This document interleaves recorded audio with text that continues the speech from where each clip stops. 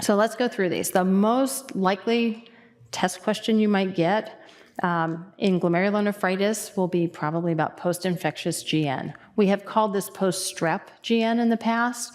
It's often due to strep, but it's not always due to strep. So now this is called more broadly post-infectious.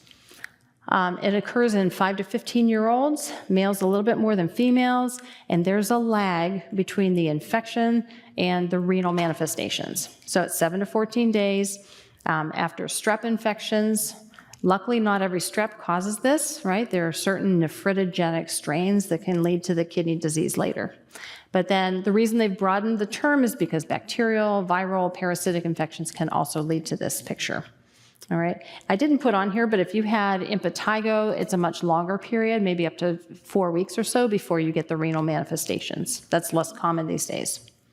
So after the infection, you have abrupt onset of symptoms. Usually there's cola or tea-colored urine, some edema, high blood pressure, maybe with symptoms of high blood pressure, it can be severe, and the patient not feeling well, fatigue and malaise.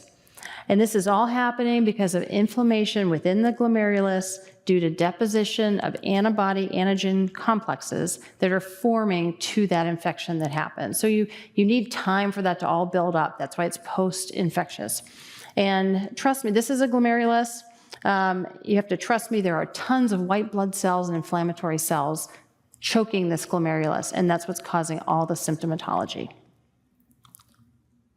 So our lab findings will be that hematuria, often red cell casts, some proteinuria. This is one of the situations where there's lots of white blood cells in the urine.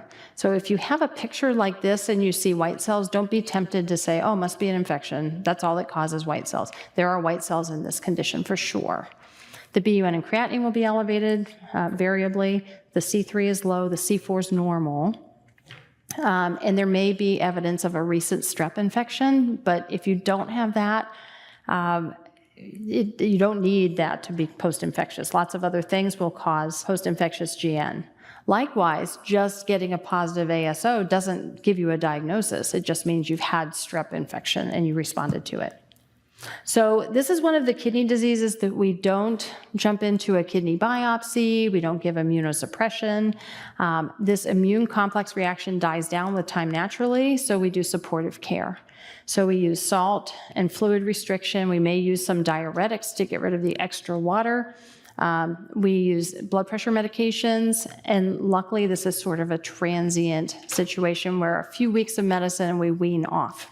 So you may have visible hematuria for a couple of weeks. The microscopic hematuria can linger for even a year or two. So that's important to know. C3 will normalize because the immune complex formation quells, and the proteinuria goes away usually within a month. So very good outcome disease to have.